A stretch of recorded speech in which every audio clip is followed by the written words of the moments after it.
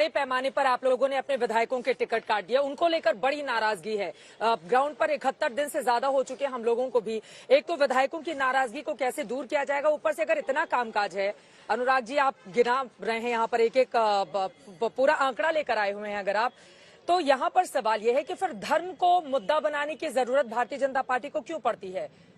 काम तो गिनाइए, लेकिन बिना धर्म के भारतीय जनता पार्टी वालों का काम नहीं चलता है। और कैराना में अब हिंदू पलायन का मुद्दा भी उठाया जा रहा है, वो तो अब बीते दिनों की बात हो गई ना।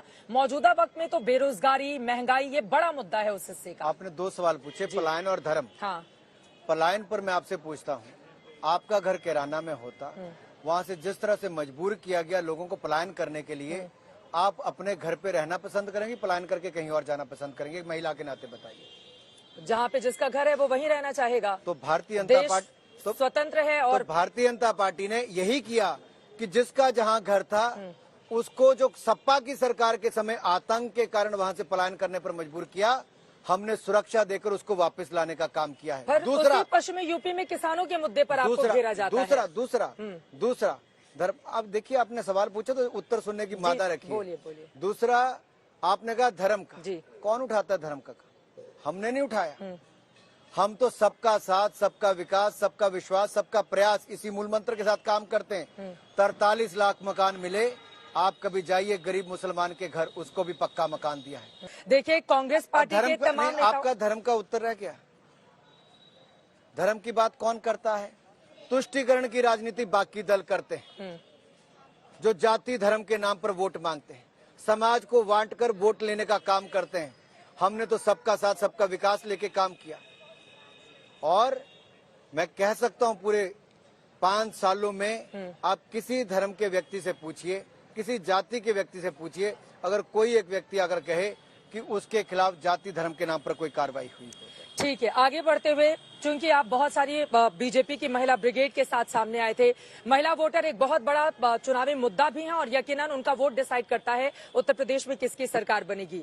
लेकिन आपको ये दूसरे दलों की ही महिला चेहरे ज्यादा, आखिर इतने ज्यादा इंपॉर्टेंट क्यों लग रहे हैं? आज जो 3 चेहरों के साथ आप सामने आए, चाहे अदिति सिंह हो, चाहे प्रियंका मौर्य हो, वो कांग्रेस से शामिल हुई। यहाँ पर एक समाजवादी पार्टी से अपर्णा यादव आ गई। तो ये दूसरी पार्टियों की जो महिला चेहरे हैं वो बीजेपी को इतना ज्यादा क्यों भा रहे हैं? कहीं ना कहीं देखने के नजरिए में कमी है चित्रा जी।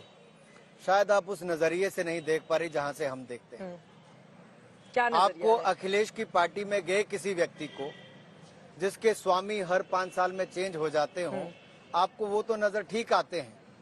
लेकिन किसी के परिवार की बहू और बेटी अगर अपने आप को भारतीय जनता पार्टी में आके सुरक्षित महसूस करती है, उत्तर प्रदेश की बहू और बेटियां उत्तर प्रदेश में भारतीय जनता पार्टी की सरकार के समय अपने आप को सुरक्षित महसूस करती हैं, आपको वो नजर नहीं आता है।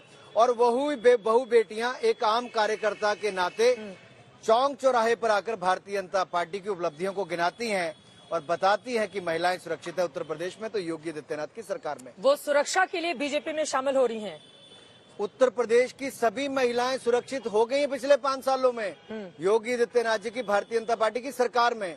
उन्होंने डबल इंजन की सरकार को काम को देखकर भारतीय जनता पार्टी का दामन थामा है, क्योंकि पिछले 5 वर्षों में उत्तर प्रदेश देश का दूसरे नंबर की अर्थव्यवस्था बना है।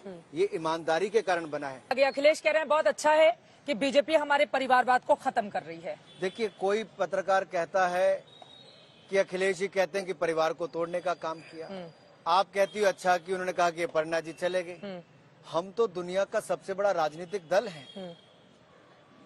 दुनिया के सबसे लोकप्रिय नेता मोदी जी हमारी पार्टी में है। उत्तर प्रदेश के सबसे लोकप्रिय नेता योगी आदित्यनाथ जी हमारी पार्टी में है।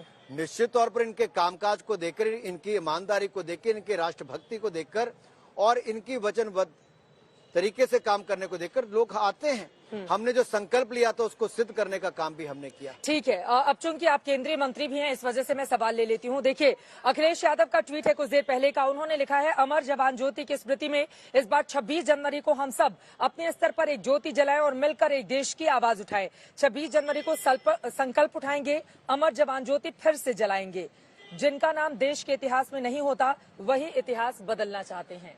अमर जवान ज्योति को लेकर आप पर निशाना साधा है उन्होंने। ऐसे तो मुझे लगता है कि आप अखिलेश जी के लिए प्रचार करने कहीं उस तरह से दिखता है, लेकिन मेरा ये है कि देश के लिए समर्पित हम सबको रहना है। और अगर आज नेताजी सुभाष चंद्र बोस जी की जयंती है, जिन्होंने कहा था तुम मुझे खून दो मैं तुम्हें आजादी दूंगा, आजाद भारत को उनका सपना था, उन्होंने बलिदान दिया है, हमें योगदान देना है। आज मैं देश के करोड़ों युवाओं से कहना चाहता हूं, आइए योगदान दें, हम अपने भारत को दुनिया का सर्वश्रेष्ठ देश बनाने के लिए काम करें।